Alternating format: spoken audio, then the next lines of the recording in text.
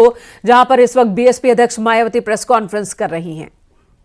जैसा कि विदित है कि इस बार बीएसपी के संस्थापक एवं जन्मदाता मान्यवर श्री कांशीराम जी की जयंती को होली व अन्य त्योहारों के कुछ ही घंटे बीत जाने के बाद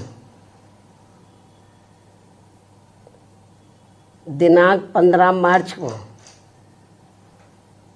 खासकर यूपी व दिल्ली सहित पूरे देश में इनके अनुयायियों ने अपार संख्या में इकट्ठा होकर इसे विभिन्न स्तर पर मनाया है और अपने श्रद्धा सुमन अर्पित किए हैं, जिसके लिए पार्टी उनकी अति आभारी है।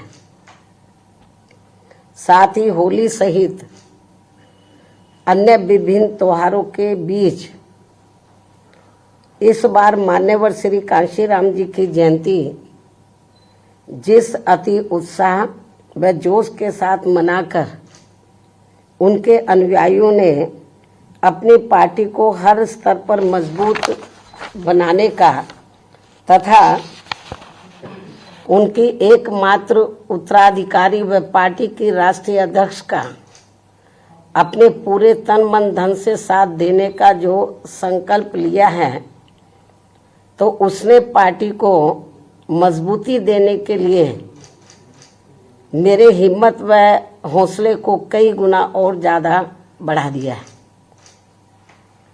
जिसे मैं अभी तक की तरह आगे भी अपने जीते जी अपने व्यक्तिगत तथा भाई बहन व रिश्ते नातों आदि के स्वार्थ में कभी भी कमजोर नहीं पड़ने दूंगी।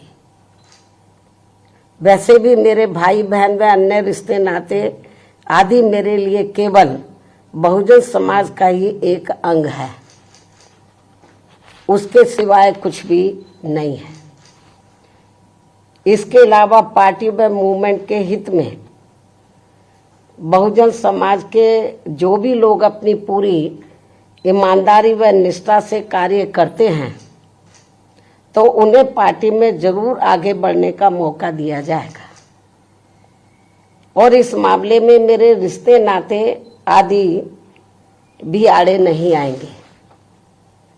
यहाँ मैं सावधानी के तौर पर ये भी बताना चाहूँगी कि पिछले कुछ वर्षों से सत्ता व विपक्ष में बैठी सभी जातिवादी सांप्रदायिक व पूंजीवादी पार्टियां बीएसपी के विरुद्ध अंदर अंदर आपस में मिलकर बहुजन समाज की एकमात्र हितैषी पार्टी बीएसपी को किस्म किस्म के हथकंडों के जरिए इसे कमजोर करने की पूरी कोशिश में लगी है, क्योंकि यहाँ जातिवादी पार्टियों को खासकर सन 2007 में यूपी में बीएसपी का अकेले ही पूर्ण बहुमत के आधार पर सत्ता में आना अभी तक भी उनके गले के नीचे से कतई भी नहीं उतर पा रहा है और तभी से यहाँ सभी जातिवादी व खासकर दलित विरोधी पार्टियां किस्म किस्म के हथकंडे इस्तेमाल करके बीएसपी को कमजोर व खत्म करने में लगी है। इसी प्रकार बाबा साहब डॉक्टर भीमराव अंबेडकर के जीते जी भी इन्हीं जातिवादी पार्टियों ने इनके कारवां को किस्म किस्म के हथकंडे इस्तेमाल करके उसे कमजोर व खत्म करने का पूरा प्रयास किया था, जिसे बाबा साहब ने व बाद में मान्यवर श्री कांशीराम जी ने भी इनके मंसूबों को पूरा नहीं होने दिया है।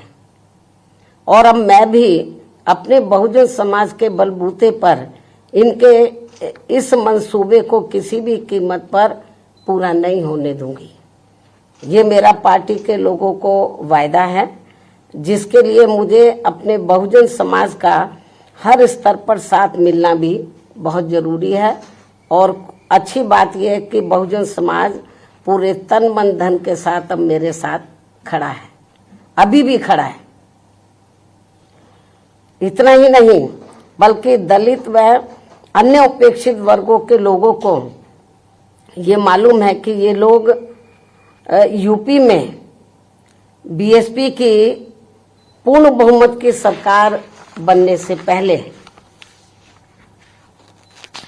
यहाँ जातिवादी उच्च वर्गों के लोगों के सामने, यानी कि जो बहुजन समाज के लोग हैं, खास तौर से दलित वर्ग के लोग, यहाँ जातिवादी उच्च वर्गों के लोगों के सामने ना तो चारपाई पर बैठ सकते थे और ना ही उनके बराबर की कुर्सी पर भी बैठने की हिम्मत जुटा सकते थे। लेकिन सन 2007 में बीएसपी की अकेले पूर्ण बहुमत की सरकार बनने के बाद से ये सब अब काफी कुछ बदल गया है। अब ये लोग उनके बराबर में चारपाई व कुर्सी आदि पर भी पूरे सम्मान के साथ बैठ सकते हैं। ये जो बहुजन समाज के लोग हैं, यही है वास्तव में यहाँ सही सामाजिक परिवर्तन। यही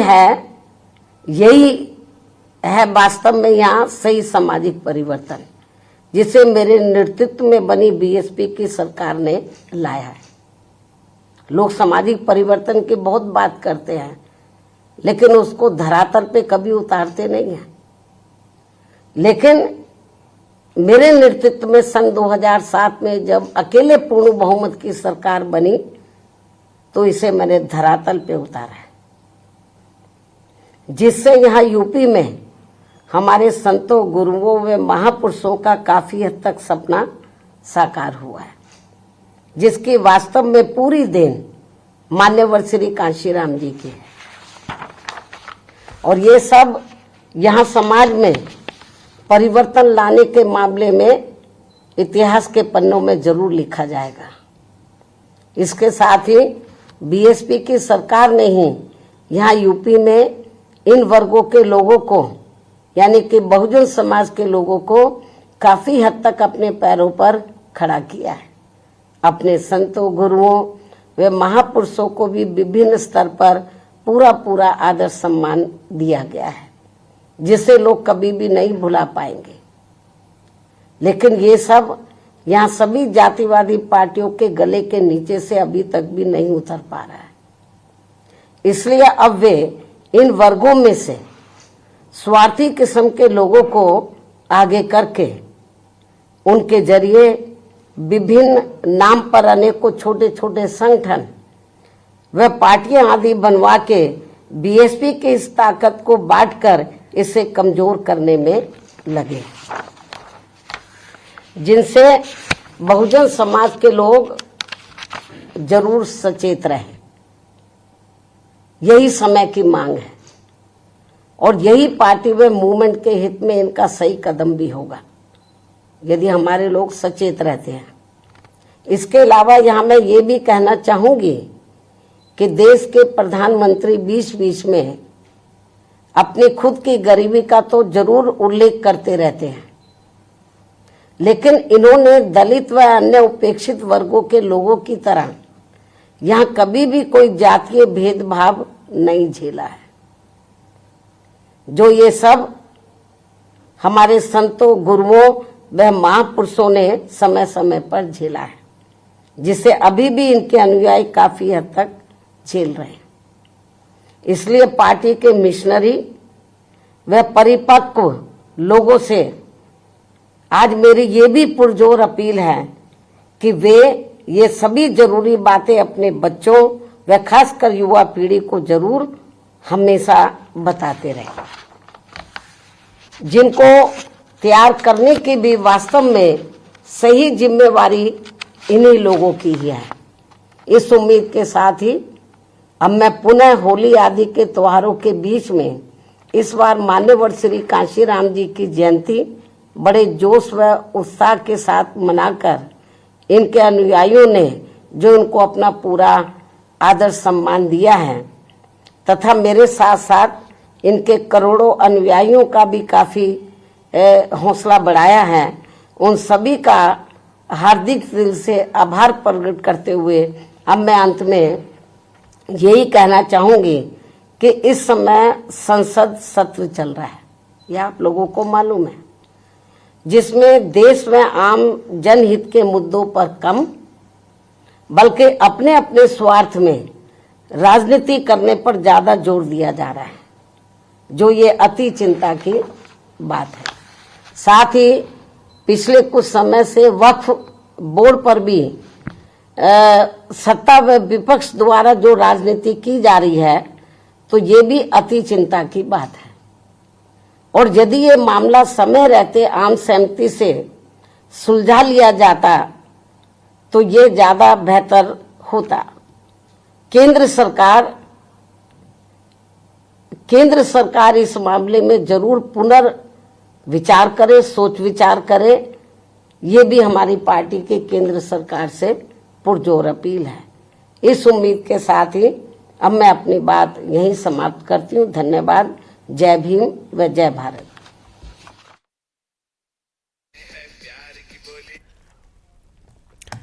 तो लखनऊ में मायावती की प्रेस कॉन्फ्रेंस, एक बार फिर उन्होंने कहा कि पार्टी को कमजोर नहीं होने दूंगी, कोई भी रिश्ते या नाते पार्टी की राह में रोड़ा नहीं बन सकते हैं, अकेले चुनाव में जाने में सक्षम हूं। मायावती ने एक बार फिर कहा कि किसी भी गठबंधन की तरफ बीएसपी का कोई झुकाव अभी नहीं है और आगे भी नहीं होगा। वहीं जातिवाद को लेकर एक बार फिर मायावती ने बोला है। इससे पहले उन्होंने जातिगत आंकड़े को लेकर समर्थन किया था और अब एक बार फिर जाति को लेकर उन्होंने बात कही है। बहुजन समाज पार्टी को कमजोर नहीं होने दूंगी, ये बड़ी बात उन्होंने कही। वहीं विरोधियों की साजिश से सतर्क रहने को भी कहा है मायावती ने।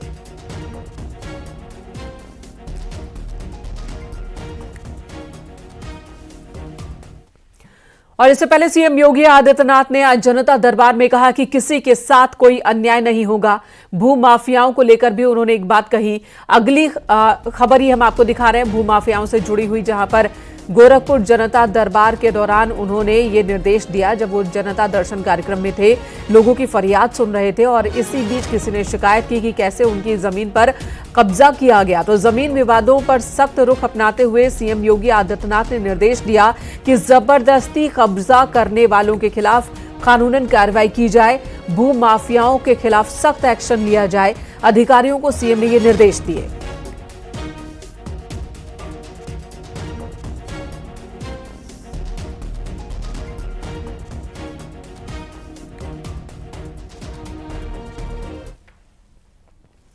राजनीतिक विश्लेषक ने सीएम योगी के इस निर्देश का स्वागत किया। उनका कहना है कि सीएम योगी ने अवैध जमीन कब्जा करने वालों के मामले में जीरो टॉलरेंस की नीति अपनाई है और यही वजह है कि उन्होंने भू माफियाओं पर सख्त एक्शन के निर्देश दिए। माफियाओं को लेकर मुख्यमंत्री योगी आदित्यनाथ की नीति जीरो टॉलरेंस की रही है और तमाम ऐसे, अगर हम गोरखपुर की बात करें या पूरे उत्तर प्रदेश की बात करें, तो तमाम ऐसे भू माफियाओं के खिलाफ सख्त कार्रवाई हुई है जिन्होंने पब्लिक लैंड या लोगों की निजी जमीनों पर जबरन कब्जा कर लिया था। और यही वजह है कि साफ निर्देश है योगी आदित्यनाथ का अपने अधिकारियों को कि भू माफियाओं के खिलाफ कड़ी से कड़ी कार्रवाई हो, जिससे वो किसी भी वंचित शोषित समाज के जो लोग हैं उनकी या मध्यम वर्ग के जो लोग हैं उनकी जमीनों पर अवैध रूप से कब्जा न जमाए। कई बार ऐसे अधिकारियों के खिलाफ भी कार्रवाई करने से मुख्यमंत्री योगी आदित्यनाथ नहीं हिचके हैं, जिन्होंने भू माफिया जैसे या अन्य कानून व्यवस्था के मुद्दे पर एक ढीला लचर रवैया अपनाया है। तो ऐसे में ये साफ और स्पष्ट संदेश है पूरे प्रशासन तंत्र को कि भू माफियाओं के खिलाफ, कानून को अपने हाथ में लेने वालों के खिलाफ जीरो टॉलरेंस की नीति अपनाई जाए और उनके खिलाफ सख्त से सख्त कार्रवाई की जाए। अगली खबर जालौन से, जहां मिट्टी धंसने से नया बना 2 मंजिला मकान गिर गया। उरई कोतवाली क्षेत्र के करसान रोड पर यह घटना हुई है। कुछ ही दिन बाद बताया जा रहा है कि ये मकान अभी कुछ दिन पहले ही बना था और उसके नीचे की मिट्टी धंसने लगी, जिसकी वजह से ये मकान धराशायी हो गया। गनीमत रही इस हादसे में कोई जख्मी नहीं हुआ, क्योंकि मकान एक तरफ झुक जाने की वजह से पहले ही आसपास लोगों को जाने से रोक दिया गया था और आज ये मकान धराशायी हो गया।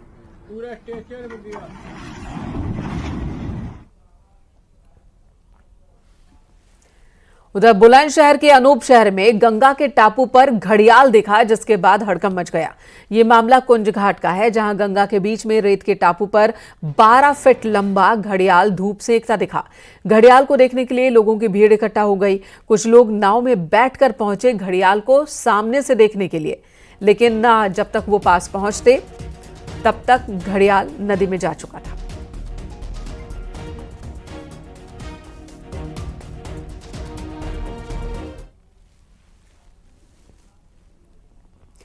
गाजियाबाद में पति ने पत्नी पर पेट्रोल डालकर आग लगा दी। महिला बुरी तरह झुलस गई। पीड़ित सादिया को दिल्ली के जीटीबी हॉस्पिटल में भर्ती कराया गया। यह मामला लोनी थाना क्षेत्र के मुस्तफाबाद कॉलोनी का है। बताया जा रहा है कि आरोपी पति आरिफ ने दूसरी शादी कर ली, इसलिए दोनों के बीच झगड़ा हुआ करता था और आरिफ ने सादिया पर पेट्रोल डालकर आग लगा दी। पुलिस ने केस दर्ज कर आरोपी पति को गिरफ्तार किया है।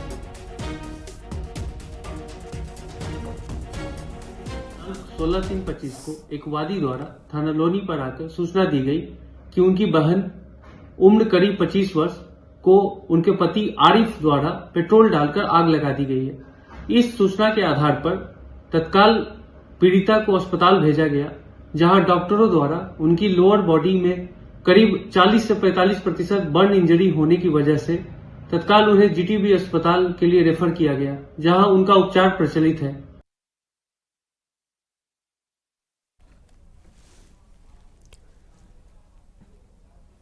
आगरा में एक महिला से चेन स्नेचिंग हुई। बाइक सवार 2 बदमाशों ने महिला के गले से सोने की चेन छीन ली और फरार हो गए।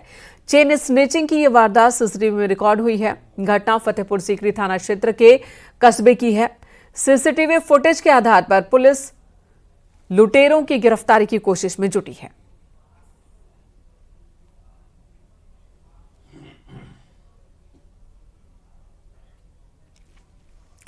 और सहारनपुर से यह सीधी तस्वीर, जहां पर सीएम योगी आदित्यनाथ इस वक्त मौजूद हैं। शाकंभरी विश्वविद्यालय का निरीक्षण कर रहे हैं। यहां पर मौजूद स्वयं सहायता समूहों की ओर से लगाए गए स्टॉल्स का निरीक्षण कर रहे हैं सीएम योगी आदित्यनाथ। साथ ही विकास कार्यों को लेकर समीक्षा मीटिंग भी आज सहारनपुर में सीएम योगी आदित्यनाथ करने वाले हैं। तो सहारनपुर के दौरे पर हैं मुख्यमंत्री योगी आदित्यनाथ। अलग अलग कार्यक्रमों में उन्हें शिरकत करना है। और ये देखिए, सहारनपुर में लकड़ी के बनाए सामान की डिमांड दूर दूर से होती है और स्टॉल्स पर देखिए, ये वो स्टॉल्स हैं जो महिलाओं की ओर से उत्पादन जो किया जाता है, उनके स्टॉल्स लगाए गए हैं। अलग अलग स्वयं सहायता समूह महिलाओं के, जिनकी ओर से स्टॉल्स लगाया गया। खेती, वहीं काश्तकारी और शहद उत्पादन, अलग अलग क्षेत्र के जो उत्पादन हैं, उन सभी की प्रदर्शनी यहां पर लगाई गई है।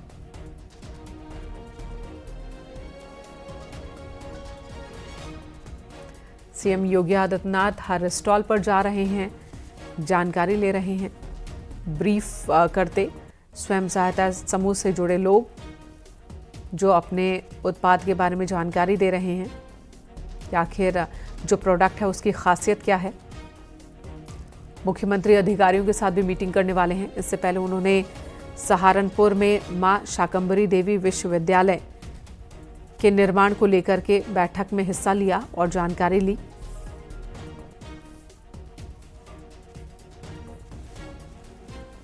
और अब मुख्यमंत्री योगी आदित्यनाथ